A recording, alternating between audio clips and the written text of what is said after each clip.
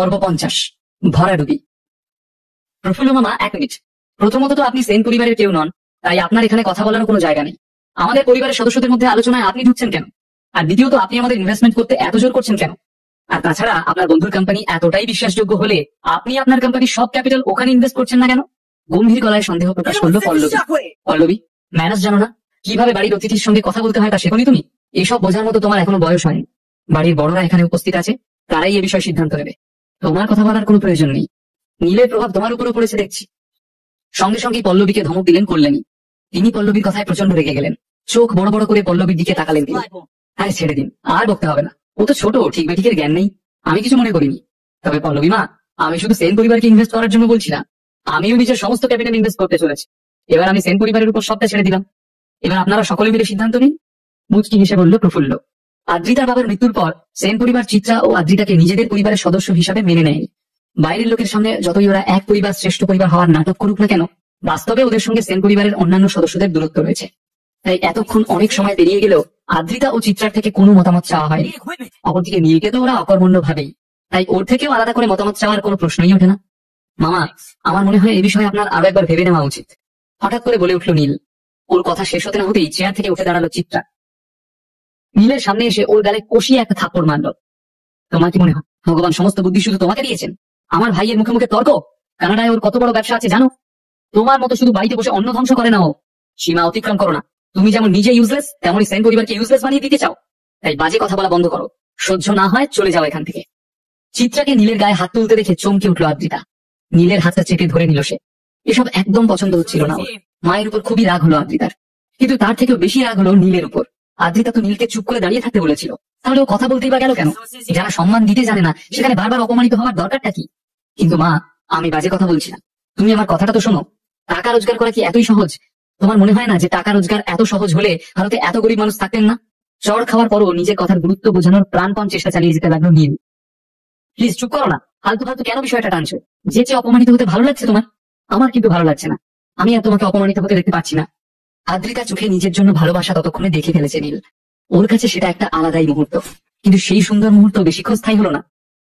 ফের নীলকে একটা থাপ্পড় মারল চিত্রা, আর এই থাপ্পড়টা সেই মুহূর্তে আশা করেনি নীল। একেবারে হক চকিয়ে গেল সে। তুমি আবার মুখ খুললে? আমি তো বারণ করলাম তোমাকে, তারপরেও? এক্ষুনি এই বাড়ি থেকে বেরিয়ে যাও তুমি, যাও বলছি, চিৎকার করে বলে উঠল চিত্রা। প্রফুল্লের বন্ধু 10 থেকে 15 দিনের মধ্যে টাকা 3 গুণ করে দিতে পারবে? এখানে কি সবাইকে পাগল বলে মনে করে প্রফুল্ল? হ্যাঁ, এটা ঠিক যে মায়ের বয়স হয়েছে, ওনার মাথায় এখন এত বুদ্ধি নেই, তাই ওনাকে বোকা বানানো সহজ, কিন্তু আমাকে তো নয়। মনে মনে ভাবতে লাগলেন নবীন। নবীন ও পল্লবীর মতো সকলের সামনে এই স্কিমের বিষয়ে বলতে পারতেন, কিন্তু উনি ভাবলেন এটা একটা ভালো অপরচুনিটি। এই সুযোগে চিত্রার পরিবার, মানে মা, মেয়ে এবং জামাই, 3 জনকেই সারা জীবনের জন্য সেন ম্যানশনের বাইরে বের করে দেওয়া যাবে। সম্পত্তির ভাগে 3 জন কম থাকবে। থাক, যা হচ্ছে হতে দিই, মজা তো পরে আসবে। তাই উনি মাঝে আর কোনো উচ্চবাচ্য করলেন না। আদ্রিতার জন্য সেন পরিবারে নবীনের কদর কমে গিয়েছিল। রায়চৌধুরীরা যবে থেকে আদ্রিতাকে প্রাধান্য দিয়েছে, তবে থেকে কল্যাণীও তাকেই ব্যবসার জন্য পাঠাতেন। এসব মোটেও ভালো চোখে দেখছিলেন না নবীন। আর ওই বেকার জামাই নীলের কথা তো আর মুখে বলার প্রশ্নই ওঠে না। হাড় হাওয়াতে জামাইটা তো কিছুই করেন। কোনোদিন যদি ব্যবসায় হাত বসায়, নবীনের ভাগে তো কম পড়ে যাবে। তাই একবার এদের পুরো পরিবারকে সেন ম্যানশন থেকে বের করে দিতে পারলেই ব্যাস, নবীনের কাজ শেষ। তাই এই সুযোগ হাতছাড়া করতে চাইলেন না তিনি। নবীন, তোমার কি মত? এই বলে প্রশ্ন ছুড়ে দিলেন কল্যাণী সেন। নবীন যা সোহিনীর অনুষ্ঠানের দিন করেছিলেন, তারপরও কল্যাণী দেবী ছেলের মতামত নিতে চান। সোহিনীর ঘটনাটার জন্য সেন পরিবারকে অনেক কিছু সহ্য করতে হয়েছিল, কিন্তু পুত্র স্নেহে অন্ধ মা কল্যাণী সেন, মনে হচ্ছে ওনার উপর এসবের কোনো প্রভাবই পড়েন। মা, আমার মনে হয় প্রফুল্লবাবু ভালো কথাই বলছে, এই স্কিমে আমাদের লাভ হবে। কল্যাণীর দিকে তাকিয়ে বললেন নবীন। তার সাথে একটা ফোন দিয়েও আঁটলেন। কল্যাণী সেন যখন পরিবারের সমস্ত টাকা ট্রান্সফার করবেন, তখন সেই টাকা থেকে কিছুটা সরিয়ে দেবেন। শেষে পরিবারের সব টাকা ডুবে যাওয়ার পর সেই সরিয়ে রাখা টাকা দিয়ে সাহায্য করতে এগিয়ে আসবেন তিনি। সেই সময় শুধু নবীনের জয় জয়কার হবে। এদিকে নবীনের কথা শুনে পল্লবী অবাক হয়ে গেল। নবীন কাকা, তুমি এটা কি বলছো? তুমি কি বুঝতে পারছো না এটা একটা ফ্রড? নীলও কিছু বলতে চাইছিল, কিন্তু ও দেখলো চিত্রা ওর দিকে কটমটিয়ে তাকিয়ে আছে, আর নীলের কথা শুরু হওয়ার আগেই আদ্রিতা ওর জামা ধরে টানছে। তাই চেয়েও কিছু বলতে পারলো না নীল। নীলের মনে হয় কোনো ছোঁয়াচে রোগ আছে। ওর কথায় তাল মিলিয়ে পল্লবীটাও কেমন একই কথা বলছে দেখো। এত ভালো একটা স্কিমকে ফালতু বলছো কোন কেনে পল্লবী? আর নীলের কথা তো ছেড়েই দিচ্ছি, ও তো নিজের মতোই বুকে চলেছে। পাত্তা না পেয়েও সব বিষয়ে ওর কথা বলা চাই। কাজকর্ম কিছু নেই, শুধু বসে বসে খাওয়া আর বড় বড় কথা বলা। কিন্তু তুমি তো ভালো জায়গা থেকে পড়াশোনা করে এসেছো পল্লবী, ঠিক বেঠিকের জ্ঞান হয়নি এখনো। আর একটা কথা ভুলে যেও না, তুমি সেন বাড়ির মেয়ে। নীলের মতো কথাটা আর শেষ করলেন না নবীন সেন, কিন্তু পল্লবীকে শোনাতে গিয়ে বারবার যে নীলকেই কথা শোনাচ্ছেন তিনি, সেটা ভালোভাবেই বুঝতে পারলো নীল। পল্লবী এখনো শান্ত হয়নি। ও আরো কিছু বলতে যাচ্ছিল, কিন্তু তখনই কল্যাণী হাত দিয়ে টেবিলটা জোরে চাপালেন। সবার উপর নজর ঘুরিয়ে নীলের উপর এসে আটকে গেলেন। অনেক হয়েছে, আমরা সবাই একটাই পরিবার, কোনো বিষয় এভাবে তর্ক বিতর্ক আমাদের সাজে না। বাইরের কেউ যদি আমাদের এভাবে ঝগড়া করতে দেখে তাহলে কি ভাববে বলতো? মান সম্মান তো সব ধুলোয় মিশে যাবে, বললেন কল্যাণী। ওনার আসল রাগ নীলের উপর। উনি ভাবছেন ওর জন্য এসব তর্ক বিতর্ক শুরু হয়েছে। নীলই সবার আগে এই স্কিমের বিরুদ্ধে গিয়ে কথা বলেছে। হয়তো ও চায় না সেন পরিবারের ভালো হোক, ও চায় না এই পরিবারের সদস্যরা ভালোভাবে দিন কাটায়, কিন্তু কল্যাণী সেন থাকতে বাইরের কারোর কথায় বাড়ির সিদ্ধান্ত নেওয়া হবে, এটা কিছুতেই হতে দেওয়া যাবে না। তাই এবার উনি একটা শেষ কথায় আসতে চাইলেন। পরিবারের সব সদস্য ওনার সিদ্ধান্তের জন্য অপেক্ষা করতে লাগলো। এবার কল্যাণী দেবী নিজের সিদ্ধান্ত সকলের সামনে রাখবেন। সকলে ওনার দিকেই তাকিয়েছিল। উনি একটা দীর্ঘশ্বাস নিয়ে বললেন, আমি ঠিক করেছি যে সেন পরিবারের সব টাকা প্রফুল্লকে দিয়ে দেওয়া হবে। কিন্তু ঠাম্মা, পল্লবীর কিছু বলার আগেই কল্যাণী তাকে হাত দেখিয়ে চুপ করিয়ে দিলেন। আর কিছু বলো না পল্লবী, সবসময় এটা মাথায় রেখো যে তোমার সারনেম সেন, কোনোদিন এটা ভুলে যাও না জানো। কল্যাণীর সিদ্ধান্ত শুনে লাফিয়ে উঠল চিত্রা। প্রফুল্লেরও আনন্দের ঠিকানা রইল না।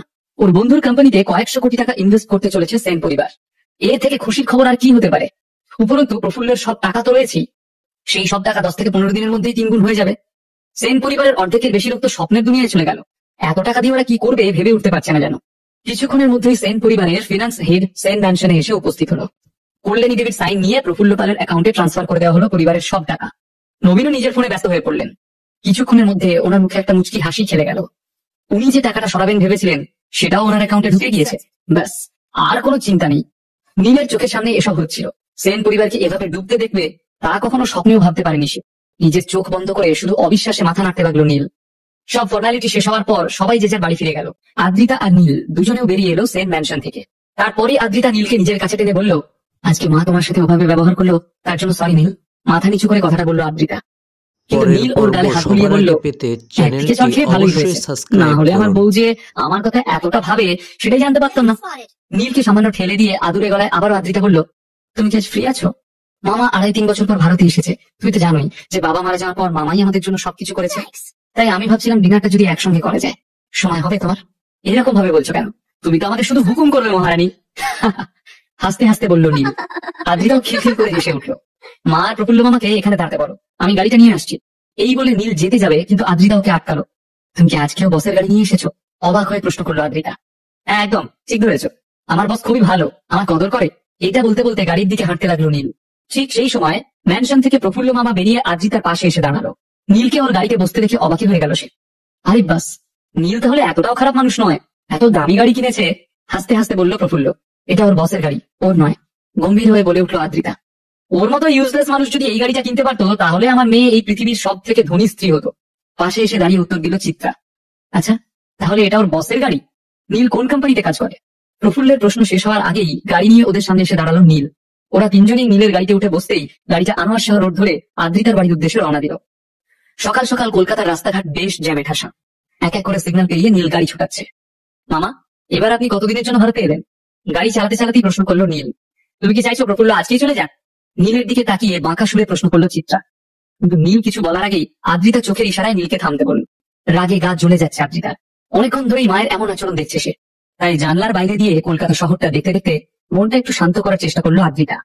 সেন পরিবার কি 10 দিনের মধ্যে 3 গুণ টাকা পাবে ফেরত, নাকি নবীনের প্ল্যান সাকসেসফুল হবে? আর যদি তাই হয় তাহলে আদ্রিতার পরিবারকে কিভাবে রক্ষা করবে নীল? ওকে কি আরো অসম্মান সহ্য করতে হবে, নাকি আদ্রিতা শুধুমাত্র নীলের জন্য তার জীবনের একটা অনেক বড় সিদ্ধান্ত নেবে আজ? পর্ব 51, খেলাঘর বাঁধবে বলে। মা কি কোনোদিন নীলকে মেনে নিতে পারবে? গাড়ির সিটে হেলান দিয়ে আদ্রিতা মনে মনে ভাবছিল, কারণ ও এতদিনে বুঝে গেছিল নীল যাই করুক না কেন ওর মা কখনোই নীলকে ওর প্রাপ্য সম্মান দেবে না। বাড়িতে ঢুকে নীল সোফায় বসে ক্লান্ত শরীরটা এগিয়ে দিল। তাই দেখে চিত্রা বলল, জামাই বাবা জীবন যে বড়ই ক্লান্ত হয়ে পড়েছে। একমাত্র জামাই বলে কথা, ও চাইলে আমি কিছু খাবার বানিয়ে আনতে পারি। চিত্রার আচমকা